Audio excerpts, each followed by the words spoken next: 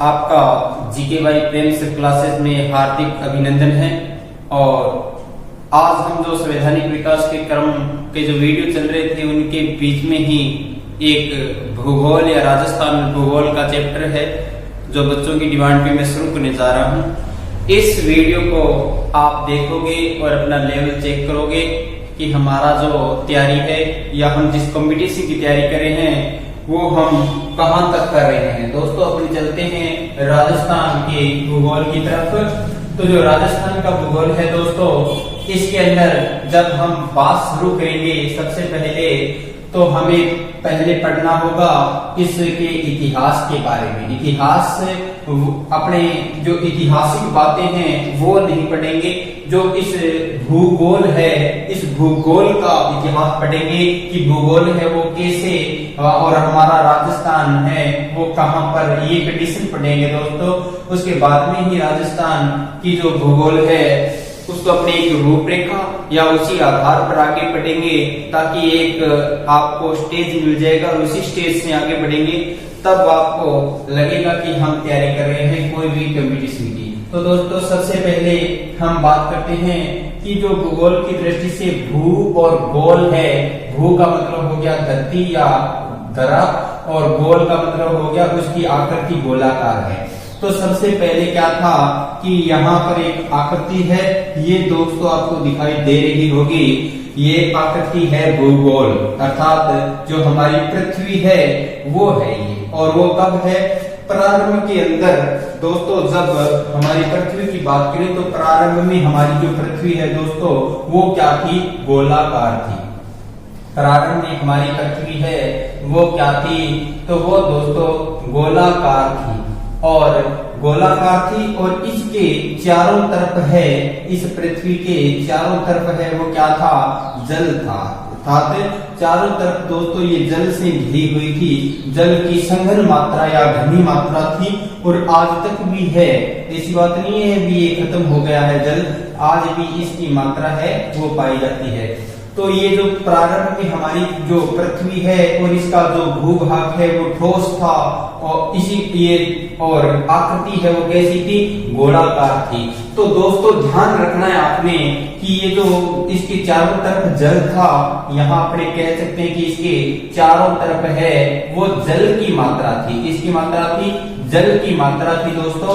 अब आपने यहाँ पे कौन सी बातों को समझना है कि अपने जैसे विज्ञान पढ़ते हैं तो विज्ञान की भाषा होती है, जैसे ऊंट का वैज्ञानिक नाम क्या हो गया, कमल का वैज्ञानिक नाम क्या हो गया, इसी प्रकार भूगोल के अंदर ये जो पृथ्वी है जो गोलाकार होने के कारण इसको कहा गया है पेंजिया। क्या कहा गया है? तो पेंजिया शब्द का प्रयोग किया गया है दोस्तों। किस शब्द का प्रयोग किया गया है? पेंजिया शब्द का प्रयोग किया गया है। और ये जो जल है इस जल को दोस्तों कहा गया है पेंथालासा। क्या कहा गया है? पेंथालासा कहा गया है। ये ध्यान रखना है दोस्तों आपने। दोनों शब्द है ये भौगोलिक शब्द है। क्या है? कौन से शब्द है ये?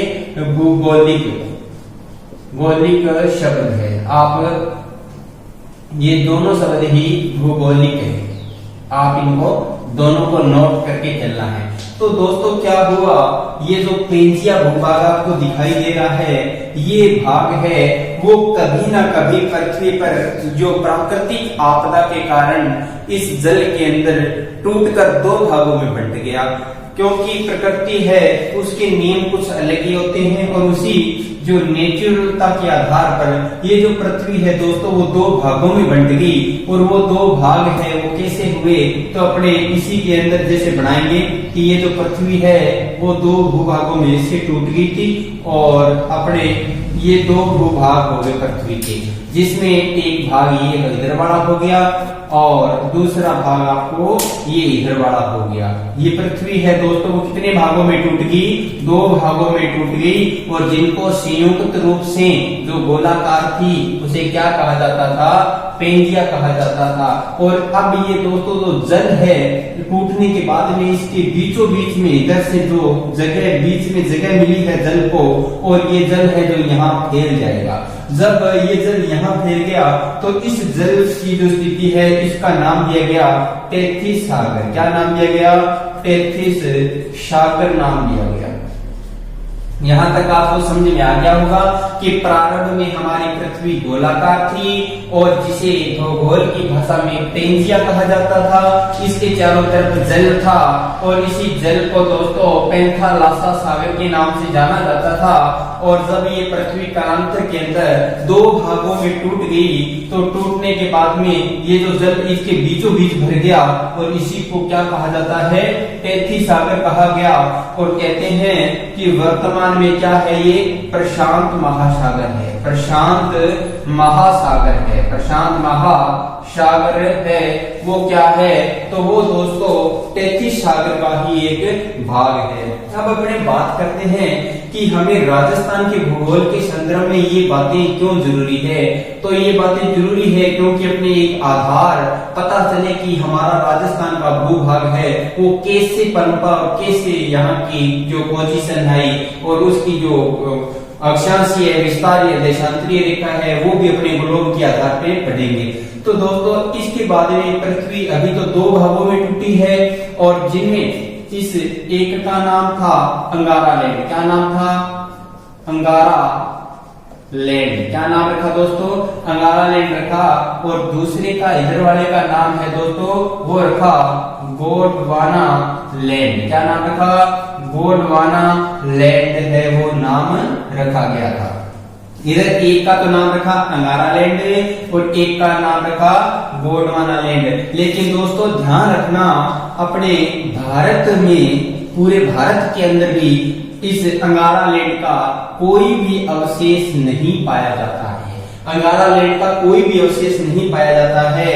तो हमारे किस प्रकार के अवशेष पाए जाते हैं, तो राजस्थान के संदर्भ में बात करें तो टेथी सागर का जो अवशेष है दोस्तों, उन अवशेषों की बात करें तो अवशेष कौन से अवशेष हैं, तो आप मान के चलिए कि टेथी सागर में एक तो आ गया आपका पश्चिमी राजस्थान। कौन सा राजस्थान है, पश्चिमी। और एक आ गया पूर्वी राजस्थान। ये दोनों भाग है वो माने जाते हैं टेथी सागर के अवशेष दोस्तों।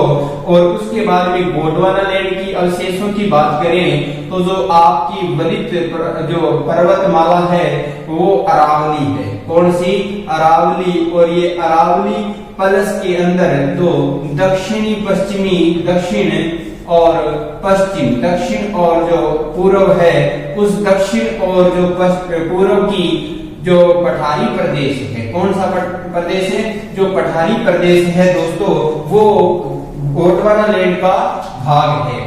एक बार देखिएगा कि प्रारंभ में हमारी पृथ्वी गोलाकार हुआ करती थी जिसको भूगोल की भाषा में पेंजिया कहा जाता था। इसके चारों तरफ है दोस्तों जल की मात्रा थी जिसे पेंथालासा कहा गया।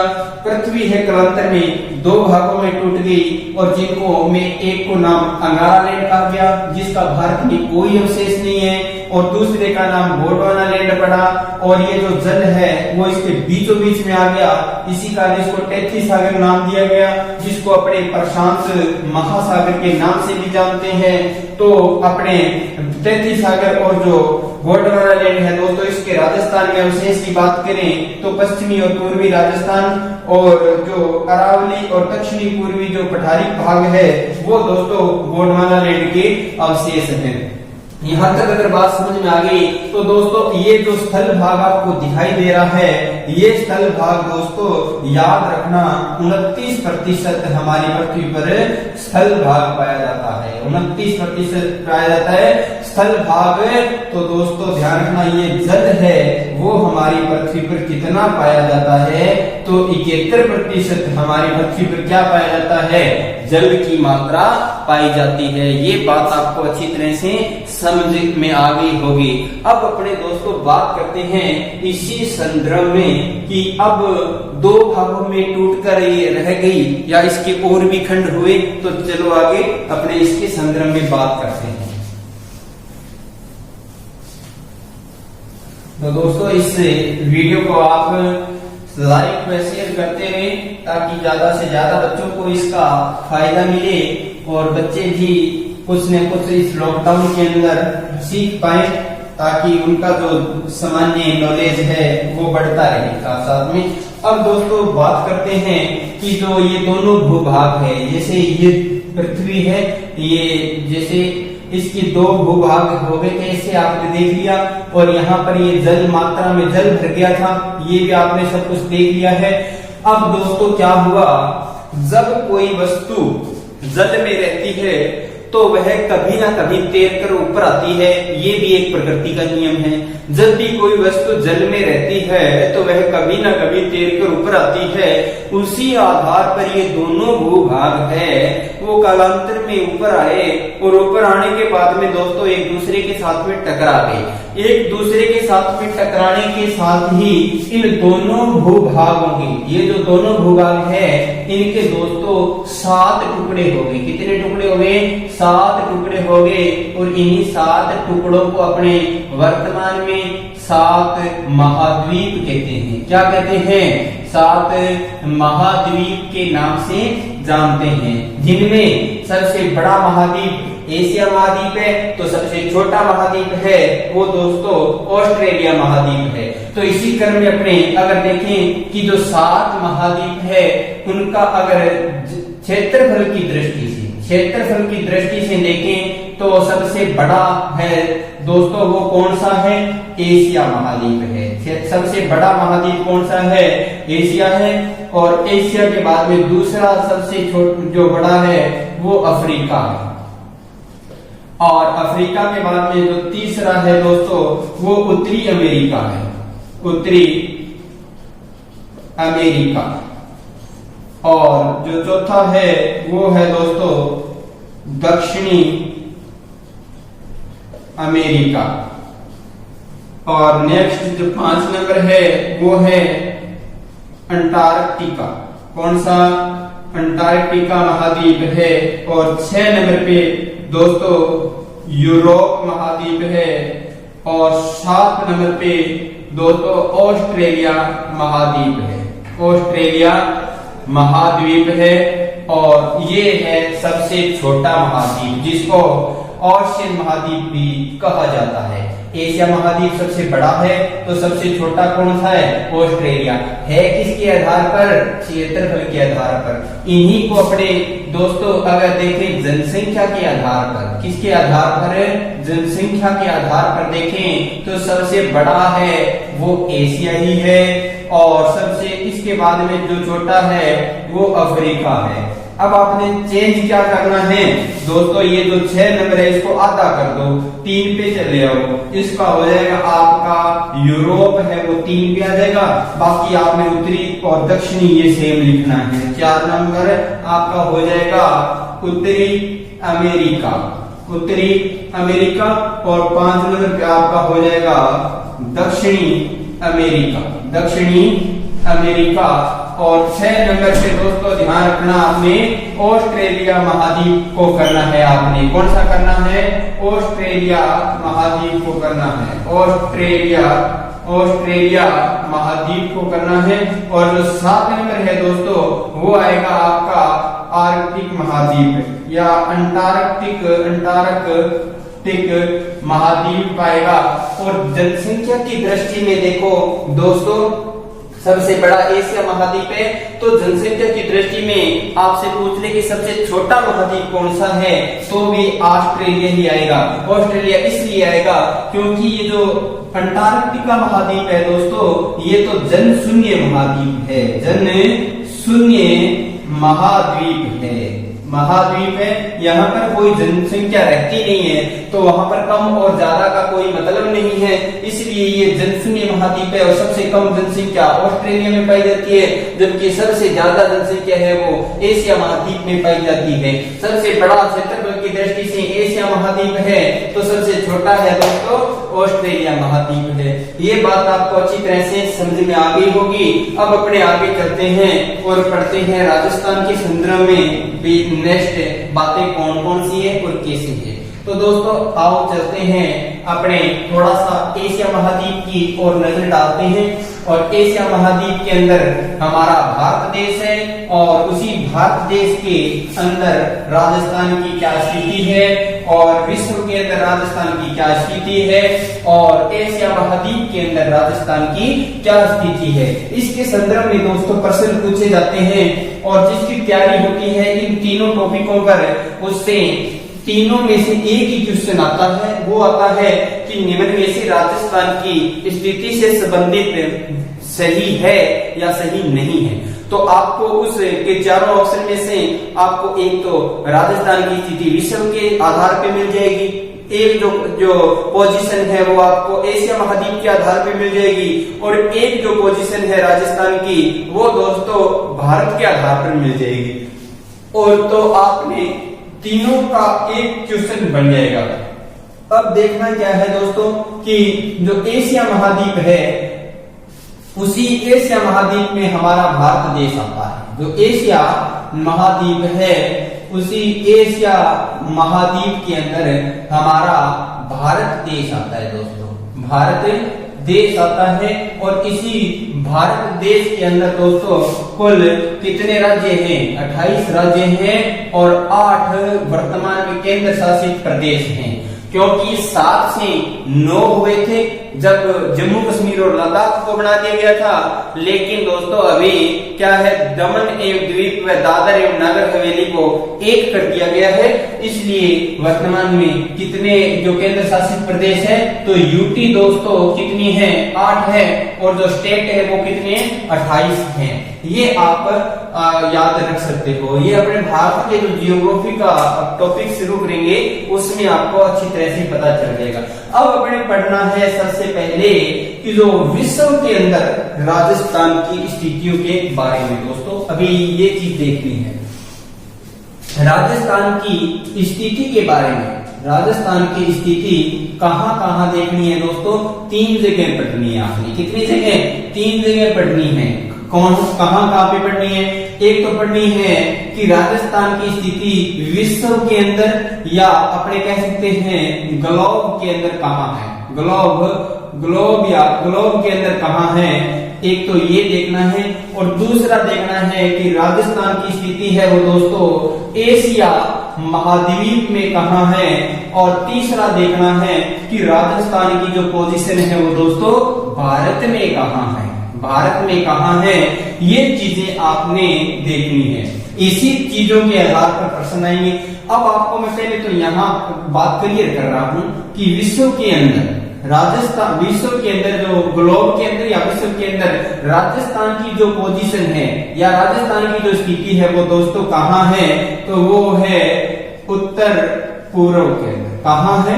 उत्तर और पूर्व के अंदर है। और एशिया महाद्वीप के अंदर अगर पोजीशन देखें राजस्थान की तो आपको मिलेगी दक्षिण और पश्चिम के अंदर, दक्षिण प्लस में पश्चिम के अंदर, दक्षिण के अंदर और पश्चिम के अंदर है जो क्या मिलेगी आपको? एशिया महाद्वीप में राजस्थान की पोजीशन, और भारत के अंदर दोस्तों मिलेगी आपको उत्तर पश्चिम के अंदर, उत्तर पश्चिम के अंदर। ये चीज आपको दिमाग में रखनी है दोस्तों कि विश्व में और ग्लोब में तो राजस्थान की कंडीशन जो पोजीशन है वो उत्तर पूर्व है। एशिया के अंदर आपको मिलेगी दक्षिण पश्चिम के अंदर, और भारत में आपको जो राजस्थान की पोजीशन है वो उत्तर पश्चिम में मिलेगी। तो दोस्तों यहां से अब अपने चलेंगे ग्लोब पर और देखेंगे कि किस प्रकार जो राजस्थान है वो उत्तर पूर्व में स्थित है। फिर चलेंगे एशिया महाद्वीप में, देखेंगे कि किस प्रकार है वो दक्षिण पश्चिम में है और किस प्रकार भारत के उत्तर पश्चिम में है। तो देखिए चलते हैं दोस्तों ग्लोब पर और बात करते हैं राजस्थान की पोजीशन की। जो एरिया कंडीशन है राजस्थान की दोस्तों उसके बारे में अपने बात कर रहे हैं। तो सबसे पहले अपने देखेंगे दोस्तों किसके बारे में? राजस्थान के संदर्भ में, ग्लोब या विश्व के संदर्भ में। किसमें? विश्व या ग्लोब के संदर्भ में अपने राजस्थान की स्थिति देखेंगे। तो दोस्तों ये है जो हमारा ग्लोब है या हमारी पृथ्वी है या संपूर्ण विश्व है। इसको एक रेखा दोस्तों यहां से काटती है, 2 भागों में बांट देती है, और ये भू मध्य रेखा कहलाती है क्योंकि ये भारत ये पूरे विश्व के बीचों बीच से गुजरती है। इसको अपने 0 डिग्री अक्षांश रेखा, 0 डिग्री अक्षांश रेखा, या इसको बोलते हैं भू मध्य रेखा, और इसी को बोलते हैं दोस्तों विषुवत रेखा। इसी को क्या बोलते हैं? विषुवत रेखा बोलते हैं। और देखिएगा एक साइड तो ये होगी जिसको बोलते हैं उत्तरी गोलार्ध। कौन सा गोलार्ध है? उत्तरी गोलार्ध। और ये रेखा दो भागों में बांटती है संपूर्ण पृथ्वी को, एक उत्तरी गोलार्ध में और दूसरा है दोस्तों दक्षिणी गोलार्ध। दक्षिणी गोलार्ध ये दो भूभागों में बांट रही है। कौन सी रेखा?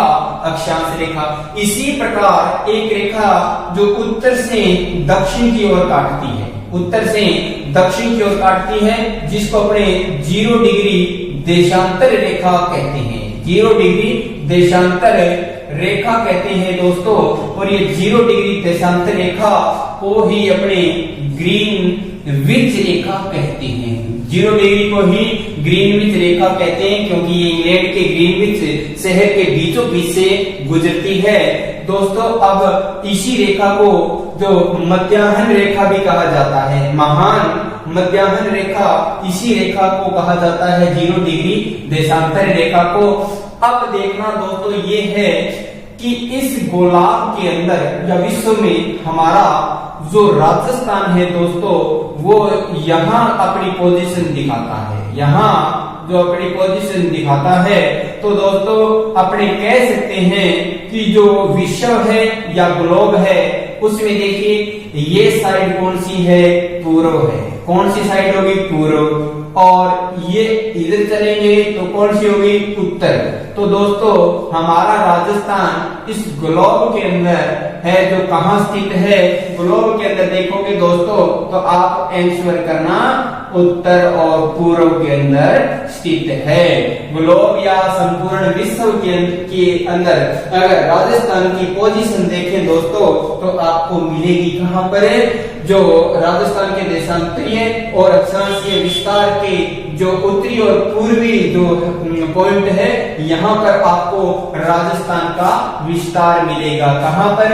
उत्तर पूर्व के अंदर। तो दोस्तों यहाँ ये हो गया विश्व के या ग्लोब के संबंध में। अब अपने करते हैं एशिया महाद्वीप में जो राजस्थान की क्या पोजीशन है या राजस्थान है उसकी कहाँ स्थिति है। तो चलिए देखते हैं। अभी अपने विश्व का पढ़ लिया और अब अपने दोस्तों पढ़ रहे हैं राजस्थान का जो एशिया महाद्वीप के संदर्भ में। किसके संदर्भ में? तो एशिया महाद्वीप के संदर्भ में। तो दोस्तों एशिया महाद्वीप के संदर्भ में राजस्थान की जो स्थिति देखें तो आपको पता ही है कि जो भारत है उसको ऐसे दिखाया गया है, थोड़ा सा दिखाया गया है, लेकिन उसके बाद में इधर जो क्षेत्र एरिया है रूस का हो गया, चीन का हो गया, ये सब अपने दिखाए हुए हैं, ऑस्ट्रेलिया वगैरह सब इधर ऐसे दिखा दिया। ये एशिया महाद्वीप अगर अपने मान के चलेंगे कि ये एशिया महाद्वीप है और ऐसे कंडीशन के अकॉर्डिंग आगे भी ऐसे फैला हुआ है। इस आधार पर देखें दोस्तों तो आपको पता चलेगा कि राजस्थान के अपने यहां से ऐसे काटेंगे इसको दोस्तों, यहां से इस प्रकार है ना एक रेखा, इसको भी 4 भागों में से काट लिया, मान के चलो काट लिया।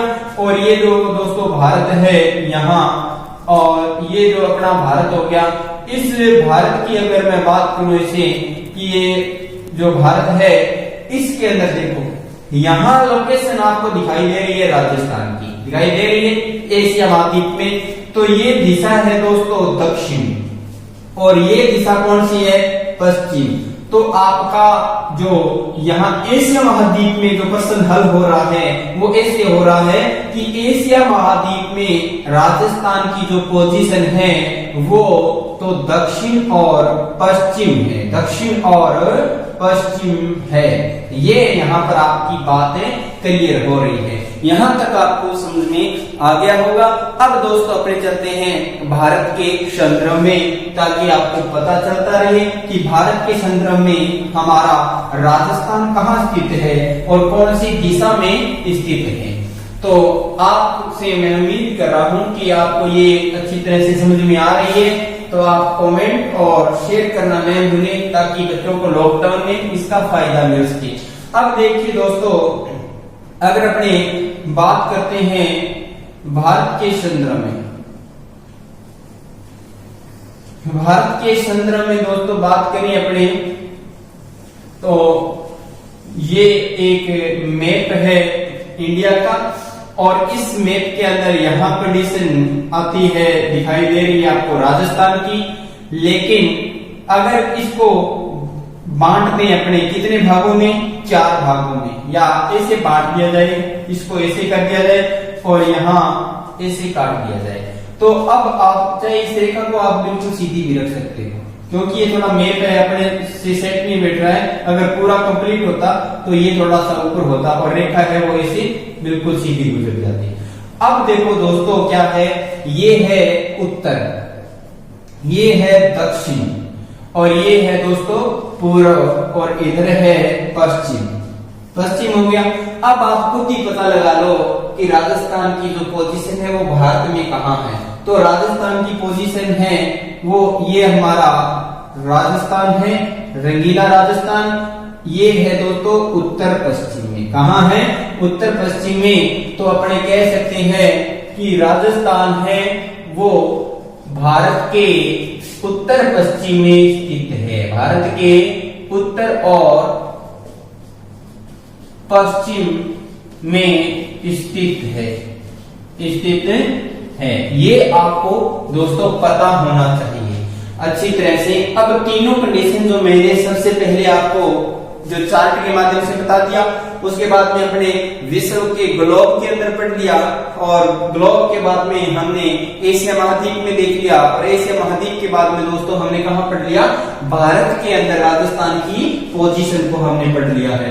अब अपने दोस्तों जो अक्षांशीय और देशांतरीय रेखा है उनका अलग से वीडियो डाल देंगे, ताकि वो चीजें आपको बिल्कुल क्लियर हो जाए कि वो अक्षांशीय रेखा है वो समय को किस प्रकार निर्धारित करती है और स्थान को किस प्रकार निर्धारित करती है, और अपने जो देशांतर रेखाएं हैं उनके बारे में बात करेंगे कि जो देशांतरीय रेखाएं हैं वो किस प्रकार है, वो टाइम, जैसे टाइम हो गया उस टाइम को, और टाइम को किस प्रकार निर्धारित करती है। जो अक्षांशीय रेखा है दोस्तों वो किस प्रकार है, वो जलवायु को निर्धारित करती है, जलवायु और उसकी पोजीशन को निर्धारित करती है, भी वहां पर कौन सी जलवायु पाई जाती है, और ये तो निर्धारित करेगी अक्षांशीय रेखा। और जो देशांतरीय रेखा है दोस्तों वो एक तो पोजीशन, जैसे अपने बात करें कि राजस्थान के बारे में बात करेंगे कि राजस्थान है वो 69 डिग्री 30 डेश से 78 डिग्री और 17 डेश से पूर्वी देशांतर तक फैला हुआ है। इसी प्रकार अपने जो इसकी स्थिति और उसका जो समय है, टाइमिंग, वो सेट होगा किसमें, देशांतरीय रेखाओं में। तो वो ग्लोब के माध्यम से यहाँ इसकी जानकारी अपने पूर्ण रूप से करेंगे दोस्तों, ठीक है। तो अब अपने जो राजस्थान है उसके भूगोल को स्टार्ट करते हैं उसके परिचय के साथ में। तो दोस्तों और चलते हैं राजस्थान की तरफ।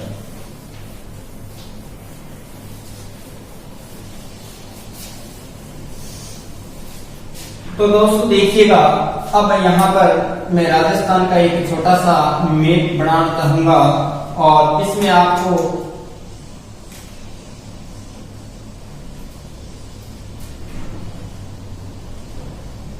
ये हमारा दोस्तों राजस्थान हो गया। जैसा भी है आप ट्राई करते रहना, बढ़ाते रहना, अपने आप सीख जाओगे। और देखिए दोस्तों, यहाँ पर जो हमारा राजस्थान बना है उसकी आकृति तो पता नहीं कैसी है, लेकिन हमारी जो बुक के अंदर और हमारे जो भौगोलिक वेता है उनके द्वारा जो राजस्थान की आकृति बताई गई है वो कैसी बताई गई है। तो पहले तो दोस्तों मैं दिशा आपको निर्धारित कर देता हूँ।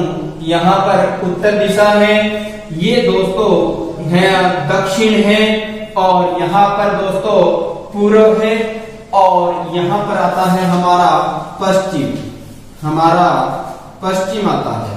तो यहाँ तक आपको है जो समझ में आ गया होगा। अब देखिएगा दोस्तों, अपने बात करते हैं कि जो राजस्थान है इसकी जो आकृति है, इसकी जो आकृति है इसके बारे में बात करें तो इसकी आकृति है वो संपूर्ण एक पतंगाकार है, क्योंकि ये जो चतुर्भुजाकार जरूर है लेकिन इसकी कोई भी है जो कोण नहीं बनने के कारण इसको विषम कोणीय चतुर्भुज कहते हैं। तो प्रथम आकृति के बारे में कहें तो इसको कहा जाता है विषम कोणीय चतुर्भुजाकार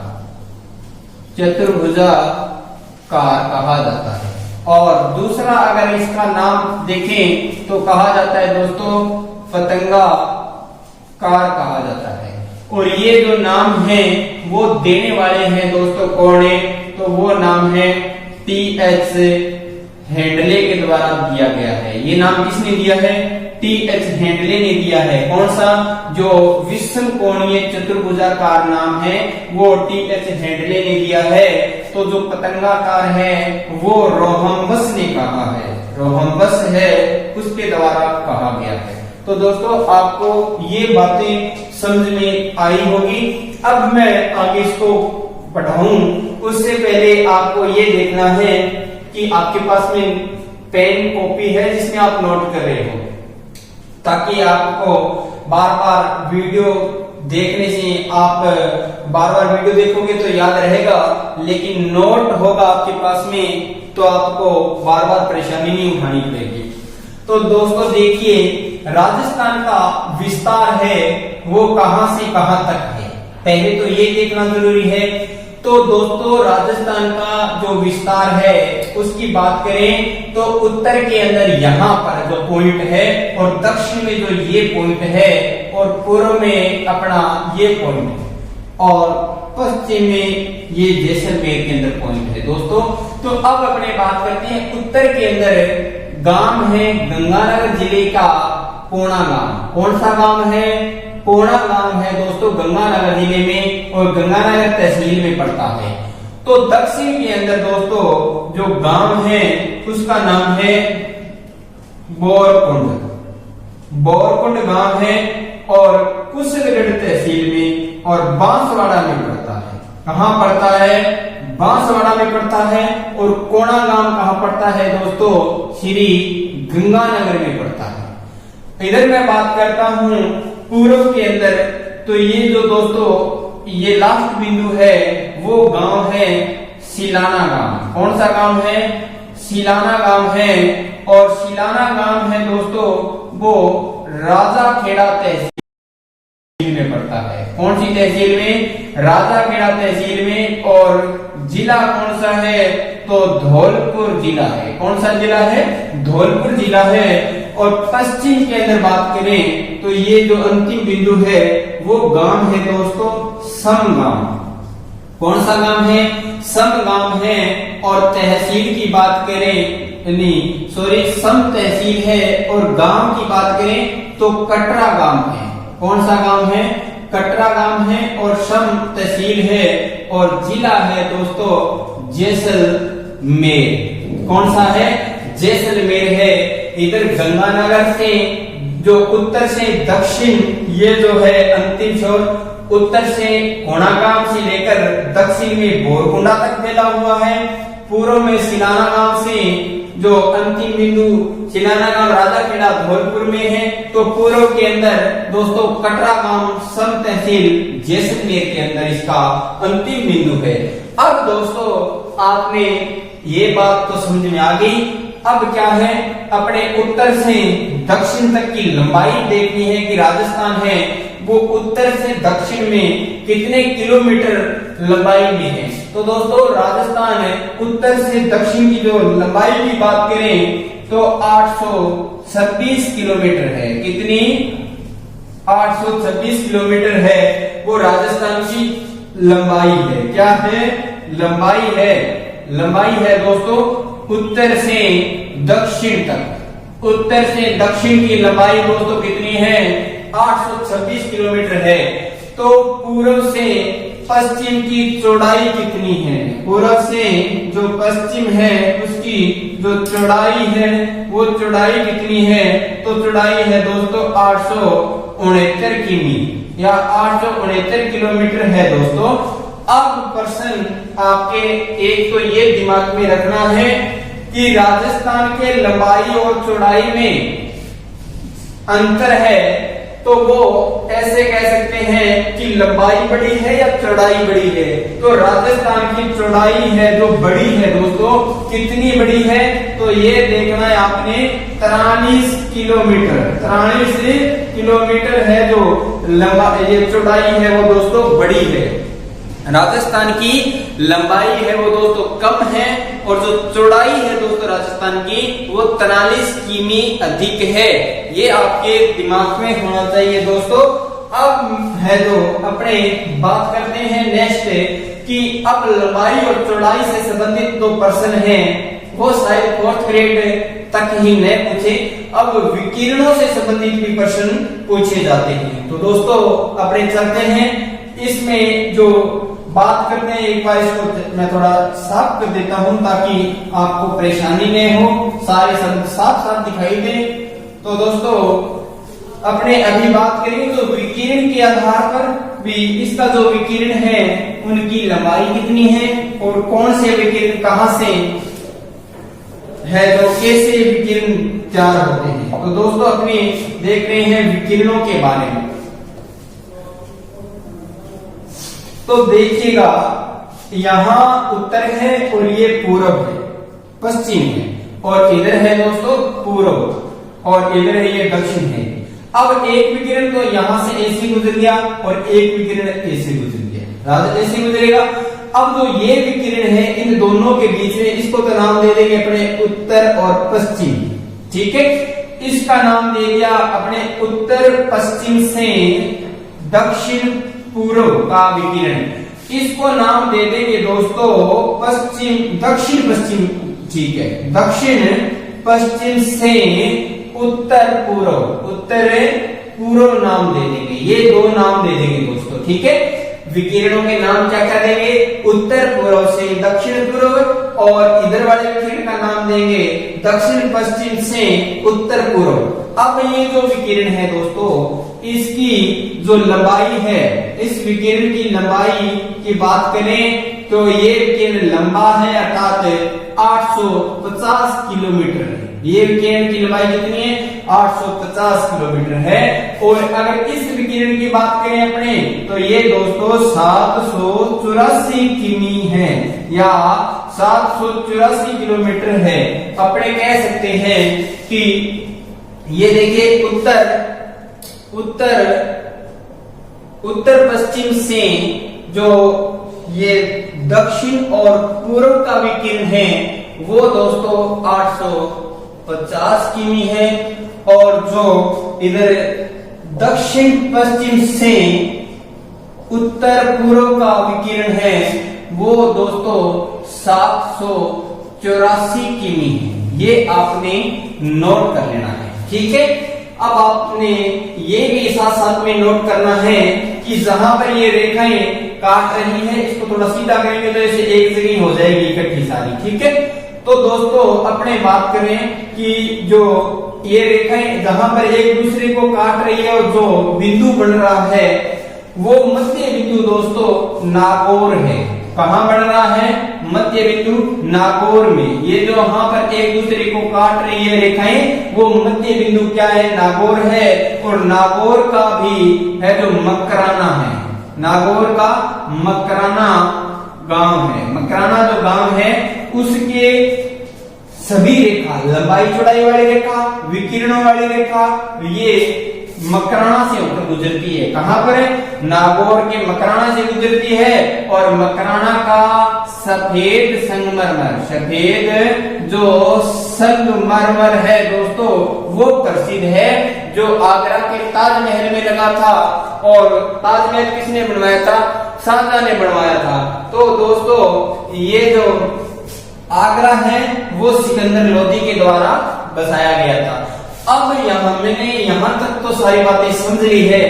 अब अपने जो राजस्थान है उसके क्षेत्रफल के बारे में और राजस्थान का भारत के अंदर जो कौन सा स्थान है उसके बारे में और इसका पहले कौन सा स्थान हुआ करता था उनके बारे में बात करेंगे।